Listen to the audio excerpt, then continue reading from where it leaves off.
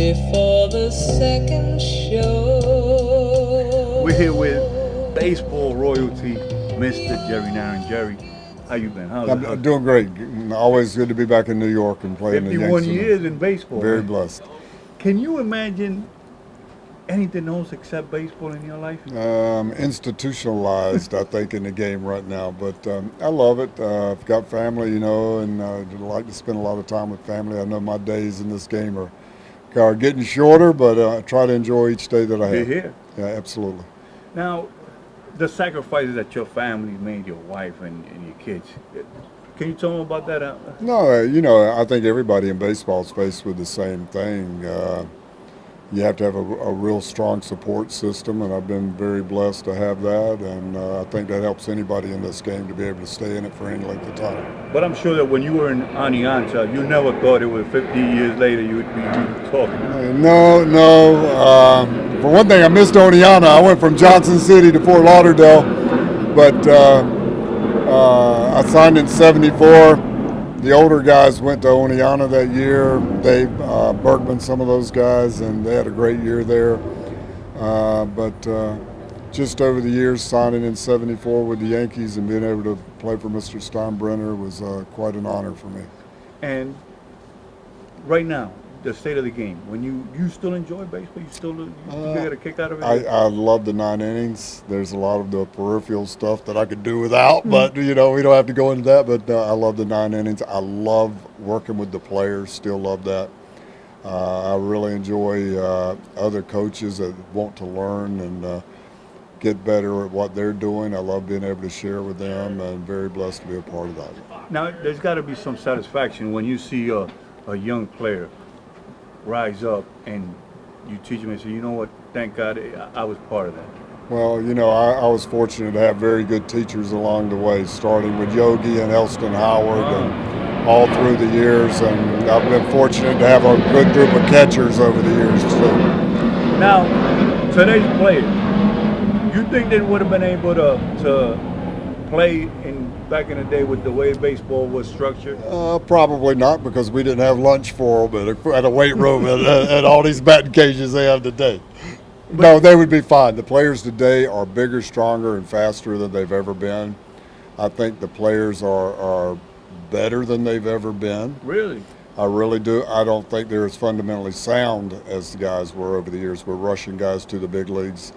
It used to be you had to get maybe 1,500 at bats in the minor leagues before they would even think about calling you up. Now we get guys with 15 at bats and they're calling them up. So just learning the basic fundamentals and how to play the game and be a major leaguer has been lost, I think, along the way.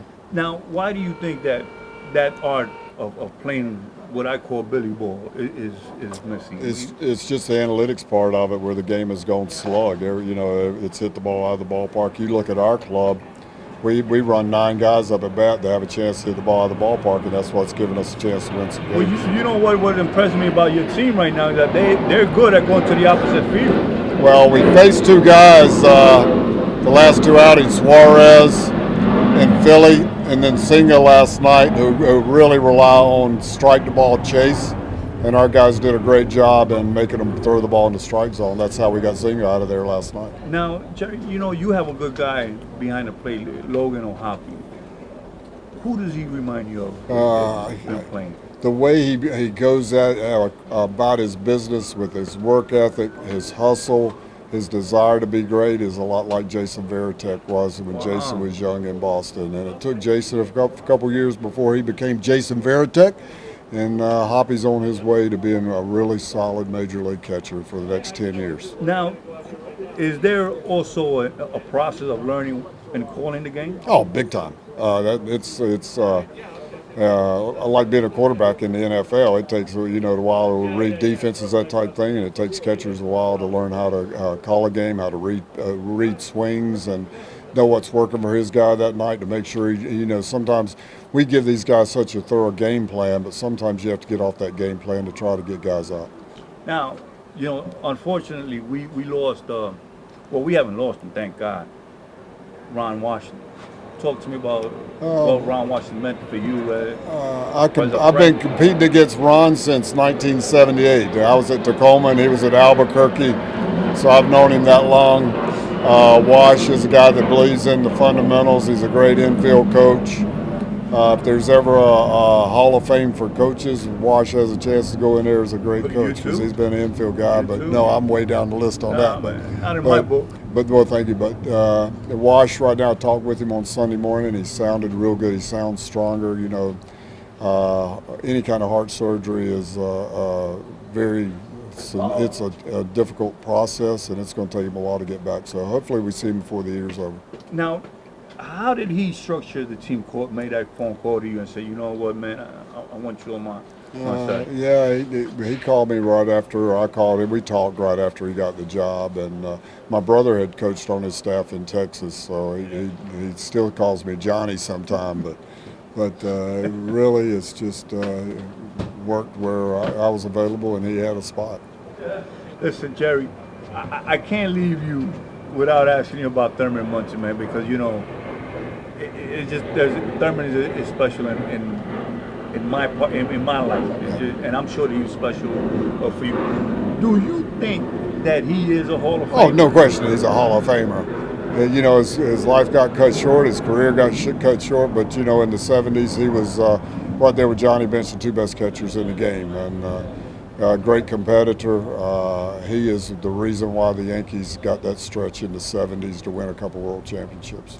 And did he? Was he cool with you? Did he used to sit down and goes, "Look, this is what you." Yeah, I go to spring training in '76, and he gets in the batting cage, and he, you know, for batting practice and live BP, and he says, "You want my job, don't you?" I said, "Yeah, I want it." So he said, "Well, I'm gonna practice my foul tips." First swing, he hits it off my mask, and he about rolls out of the cage laughing because he tried to do it and he did it. And he loved it, but great guy. Miss him every day, think about him every day, and the heart and soul of those Yankee clubs in the '70s. You know something? I think that I was just talking to a ball player and said, 50 years. There's time that you gotta just lean back the way you were when I saw you sitting there, and you gotta say to yourself, I've had a good life. Oh, I've been very blessed, but I like coming out early, watching these guys do their work, seeing what the other clubs do and how they're going about their business, and I think a lot of that's lost where guys just, they stay in the clubhouse. There's so much going on in the clubhouse today with the weight rooms and training rooms and food and batting cages and everything. And a lot of times just watching what other guys are doing on the field gets lost. What I really do miss about coming in early to the game is infield and outfield. Yeah, that's way gone. That's an art that's gone, and you say to yourself, well, why? Yeah. Jerry, you know that our friend in common, Domingo Ramos, is always talking about you. He says to me that he owes you his career because you mentored him and you helped him out when a few times he thought about quitting. Well, one thing, I talked about at Fort Lauderdale. I played in Fort Lauderdale for 2 years, and we had some Latin players on the club, and they didn't have cars, they didn't have transportation, so I did always try to, if they needed a ride, I always tried to take care of them that way. He said that you always treated him with respect. Well, thank you. I love him as Thunderbird. I call it the Thunderbird Motel Brotherhood. That's a hotel the minor leaguers with the Yankees stayed at in Hollywood, Florida. It was like a little flea bag hotel. So if you know the Thunderbird Motel, you know you're part of the Brotherhood. That's it. Listen, thank you for your time and courtesy. Thank you. Jerry, man, you know what, man? I would really hate for that day to come where I don't see you wearing a baseball uniform. Well, I'll be watching a game somewhere if I'm not in the big ones. Well, listen, I hope you don't watch the game. I hope you're in the game. Well, thank you. And baseball is you a lot, man. And if I was going to say, you'd be in the Hall of Fame, brother.